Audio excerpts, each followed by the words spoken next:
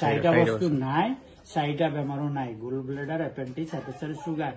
মাকে দিয়া কাঁহী বাটি ট্ৰাংকত ভৰাই প্লাষ্টিকত খুৱাইছে, প্লাষ্টিক বাৰীত পেলাই দিছে, কেঞ্চাৰ বেমাৰ হৈ আছে, ষ্টিলত কাঁহীত ভাত খুৱাই ভীমবাৰ দিলে চেহেৰা দেখি পায়। 3 নম্বৰ ফ্ৰিজ এগাল বনা ভৰাই থ, বাঢ়ি খোৱা অসমীয়া গৰম কৰি 36 ঘণ্টা 40 ঘণ্টা বাঢ়ি খোৱা অসমীয়া হ'ল।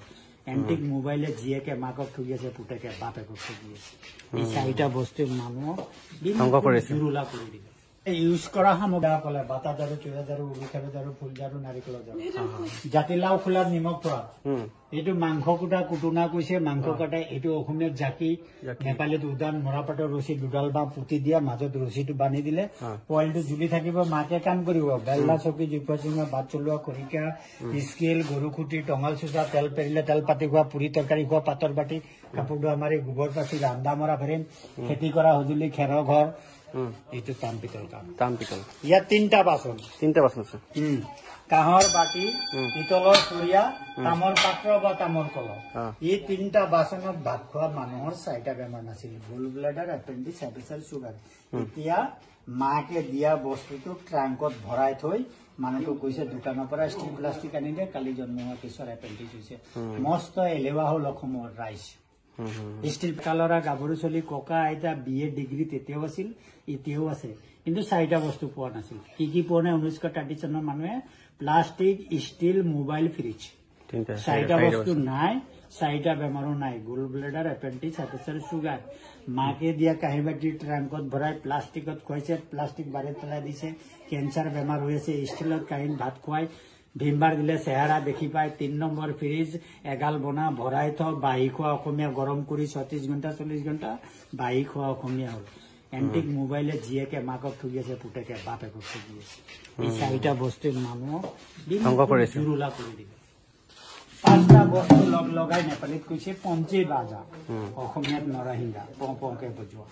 পৰশুৰামে মাকৰ ডিঙি কটা নিচিনা ফৰচা পচা বাইছ গুমধান, গৰুৰ মুখত লগোৱা, ধান চাউল লুকা, চাকি বজোৱা, বাদ্যযন্ত্ৰ, দেওধনী, ডম্ফু, বীণা, ধতুৰা, ভাইলিন, চাৰাইলি।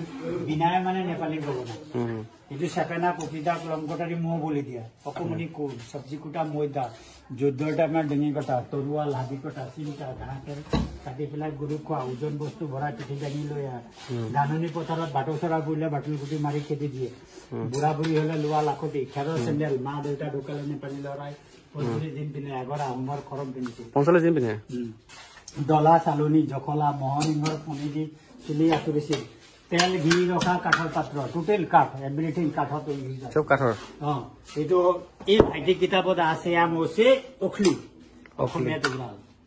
লচি বনোৱা, লচি পি খোৱা, গিলাচ, শুকান বস্তু ৰখা, চাকি ৰখা, বচা, কইনাক ভাত কৰি লোৱা, ডোলা মাৰি, ধান খেৰৰ কট, 3টা চালনী, এইটো কাঠৰ, দৈ ভৰাই পেলাই মাখন ওলোৱা, মাখন ক্ৰীম, ঘি ৰখা, পথাৰত হাল বাবলৈ গলে মানুহজনৰ কাৰণে চাহ আনিছিল কাঠৰ, চাহ কাঠৰ।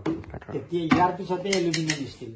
এইটো গোৰ্খা চিৰিপাতে খুকুৰি, গোৰ্খা বাজপাতি খুকুৰি, 30খন দেশৰ পইচা, 30খন দেশৰ পইচা।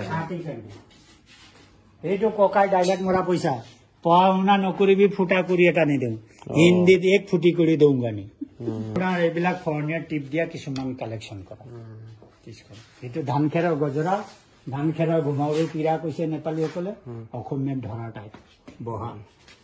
অসমীয়াত ককাই কটাৰী ৰখা ফাক, নেপালীত ঠেক, ককাই নাতিটোক কয় আমুকা ফাকত কটাৰী ভৰাই থৈছো, নিৰ্দিষ্ট জেগা এটা। এতিয়া ল'ৰা ছোৱালীক মাক বাপেকে নিশিকায়, আমিহে ককাৰ পৰা নিশিকিলো। এইটো গাখীৰ খিৰোৱা, মতা মানুহে ভৰিত চেপি লৈ পেলাই এনেকুৱা গাখীৰ খিৰাই দিব, ঘৰত থৈ পেলাই মানুহটো ভাত খাই কামলৈ যাব, মানুহজনীয়ে অকমানি পোৱালি মেকুৰীয়ে পেলাব বুলি ওলমাই ৰখা চিকা। ইয়াৰ পিছতে এলুমিনিয়াম ষ্টিলৰ বাল্টি, প্ৰথম বিলকুল কাঠ আছিল। অসমত যিমান জনজাতি মানুহ আছিল, কেতিয়া কেতিয়া 300, 400, 200 বছৰ আগৰ মানুহে ডক্তৰ নাথাকোতে 100 2টা খাই কৰি জীয়াই থকা ঔষধ। আয়ুৰ্বেদিক হনুমানে পাহাৰ দাঙি না মৃত্যু সঞ্জীৱনী, 400 বছৰ, 200 বছৰ, 300 বছৰ আগৰ মানুহে মৃত্যু সঞ্জীৱনী খাইছে। সেইকাৰণে আগৰ মানুহ 101 বছৰ, 90 বছৰ, 95 বছৰ জীয়াই। এতিয়া মানুহ 60, 65। এতিয়া মানুহ প্লাষ্টিক, ষ্টিল, টেবলেট ইঞ্জেকশ্যন। এতিয়া আমি বাহিৰত বিদেশ ঘূৰিবলৈ যাওঁ, আমাৰ 4টা বেমাৰ ওলাই। প্ৰথম কি ওলাই? মূৰ বিষ, ছেকেণ্ড তলপেট বিষ, তৃতীয় আঁঠু বিষ, 4 নম্বৰ কঁকাল বিষ। 4টা বেমাৰ উকিয়াই থাকে আমাৰ। আমি কিন্তু ৰিচাৰ্চ কৰা নাই আমি খাব লাগে খাই আছো কিহত খাইছো কি বস্তু খাইছো আমি গণ্যই নকৰো আগৰ মানুহে বহুত বাছি খাইছিল খেতি কৰি খাইছিল সেইকাৰণে অলপ দীঘলীয়া বহা পিৰা ধান খেৰৰ মাকৈ বাকলি মৰাপাৰ দচি খবৰ ইয়াত 3টা গতি কাঁহৰ পিতলৰ তামৰ 4টা বেমাৰ বিলকুল নাছিল এতিয়া কাঁহৰ পিতলৰ তাম ইয়াতে কাঁহৰটোত গোল ব্লাডাৰ প্ৰেছাৰ বেমাৰ নাই পিতলত সুগাৰ বেমাৰ নাই তামত এপেণ্ডিক্স বেমাৰ নাই 3টা ঘটিত 4টা বেমাৰ নাই 3টা ঘটি এতিয়া ক'ত আছে ট্ৰেংকৰ তলত আপুনি যদি বিয়া পাতি আনিছে বাইদেউ মাকে 4টা ঘটি 4টা কাঁহী 4টা গিলাচ 4টা বাটি 2টা পিতলৰ কলত এটা টৌ দি পঠিয়াইছে আপোনাৰ লগত ফুচফাচ কথা পাতি ট্ৰেংকত থৈ দিছে আপুনি কি বিচাৰিছে আপুনিও হাঁহি হাঁহি গৈ পেলাই দোকানৰ পৰা ষ্টিল প্লাষ্টিক আনিছে সেইকাৰণে আমি জুৰুলা হৈছো এইটো অকমানি পিতলৰ বটুৱা এতিয়াও যদি আপোনাৰ ঘৰত আছে এই ভাইটিক এতিয়া গাখীৰ উতলাই দালি ভাত বনাই খুৱাই নহয় ইয়াৰ চুলি নিচিনা কালাৰ গলে চুগাৰ বেমাৰ নহয় এতিয়াও যদি আপুনি ৰিচাৰ্চ কৰি কাঁহী বাটি উলিয়াই এই ভাইটিক খুৱাই দিব নহয় এই ভাইটি ডাঙৰ হৈ আপোনাৰ নিচিনা ডাঙৰ হৈ পেলাই ডিগ্ৰী লৈ অংকাৰ পাতিব নহয় আপোনাৰ নিচিনা অকমানি কেঁচুৱা হ'ব যে এওঁ সেই ভাইটিৰ অকমানি কেঁচুৱাটোৰ 4টা বেমাৰ জিন্দগীত নহ'ব কিন্তু ভাইটিৰ হ'ব কিয় ভাইটিক আপোনালোকে প্লাষ্টিক ষ্টিলত খাই জন্ম কৰিলে কিন্তু ভাইটিক এতিয়া আপোনালোকে ৰিচাৰ্চ কৰি খুৱাই টান পিতল কাঁহত পিতলত বনাওক কাঁহৰ বাটিত খুৱাওক কাঁহৰ কাঁহীত খুৱাওক 4টা বেমাৰ জিন্দগীত নহ'ব ভাইটিৰ যিটো সন্তান হ'ব ষ্টিলত খোৱা কাৰণে সেইকাৰণে আমি জুৰুলা হৈ আহি আছো আমি ৰিচাৰ্চ কৰা নাই আপোনাৰ মানুহজনীয়ে লৈ আহিছে কিন্তু ৰেংকত ভৰাই থৈছে হয় কথাটো হয় এইটো শিৱলিংগত টানিব এইটো নেপালী ছোৱালী বৰমালা বাদ বাকী গোটেই ছোৱালী